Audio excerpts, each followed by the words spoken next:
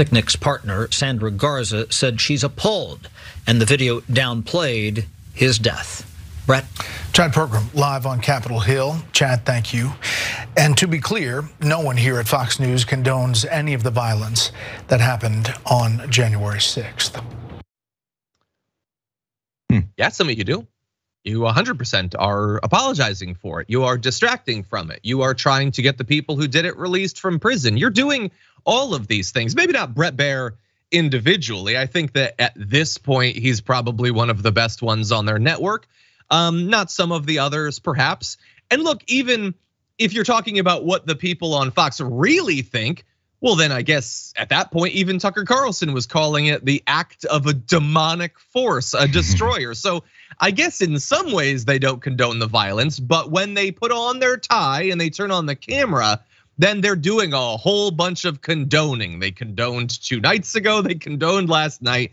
I have a feeling the easy money is on them condoning some more tonight. So Bret Baier, it's good to cover his ass, try to get out from any lawsuits or whatever. But Fox News is still, they're potentially on the line for some of the insane lies that are being told.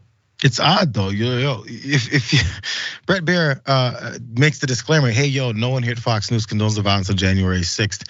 The only reason you'd have to say that is because many people have heard people on Fox News say we condone the violence on January 6th. You know what I haven't had to say, John? You know what you haven't had to say anytime on any of your show this entire time? You know what Anna and Jake haven't had to say? They haven't had to say no one at TYT condones the violence of January 6th. No one thinks anyone at TYT condones the violence of January 6th because we've been vehement about how much we don't condone the violence on January 6th. It's pretty damn obvious.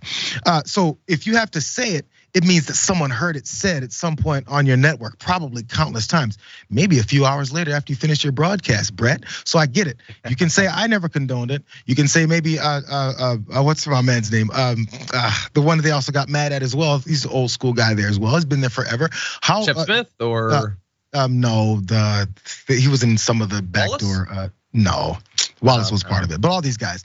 If there's certain people who have and haven't, we know who they are. So you don't have to say it unless it was happening. It's pretty obvious.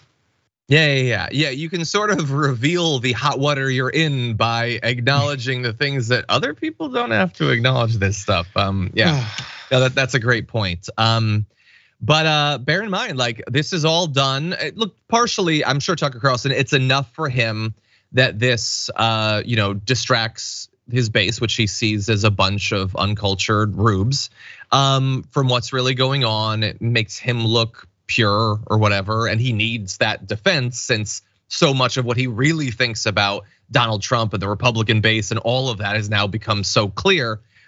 But it also defends Donald Trump.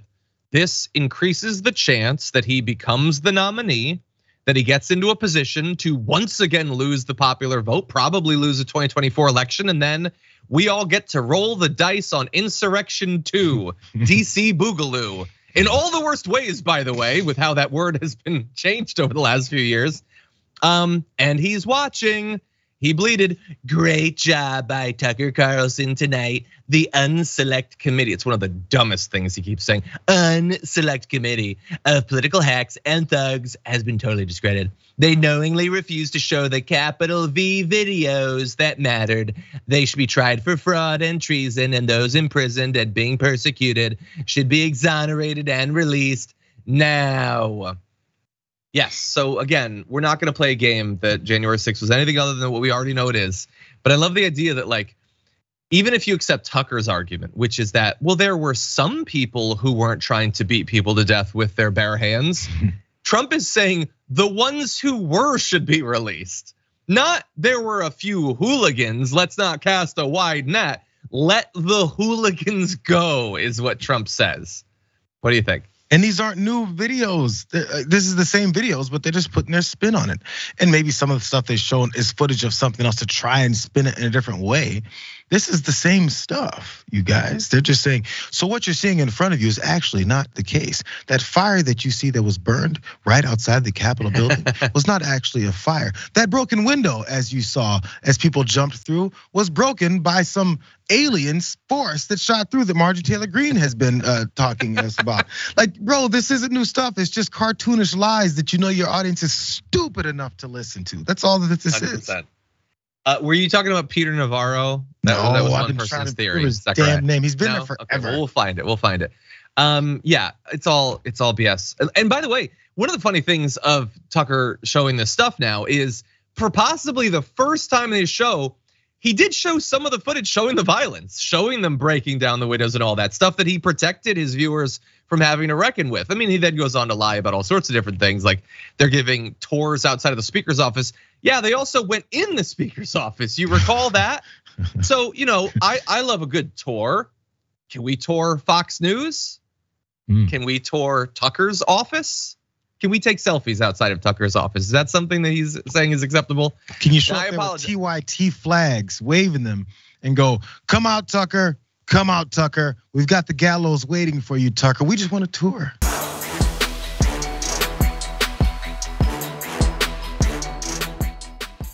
Check out the Damage Report podcast each day, wherever you get your podcasts, whether Pocket Casts or Stitcher or iTunes. You can join me as I give you the news and stories you want, with a range of co-hosts and interview guests jumping in on the fun each day. Again, that's the Damage Report, wherever you get your podcasts. And if you get them at iTunes, don't forget to rate and review. Sometimes I'll read them live on the show.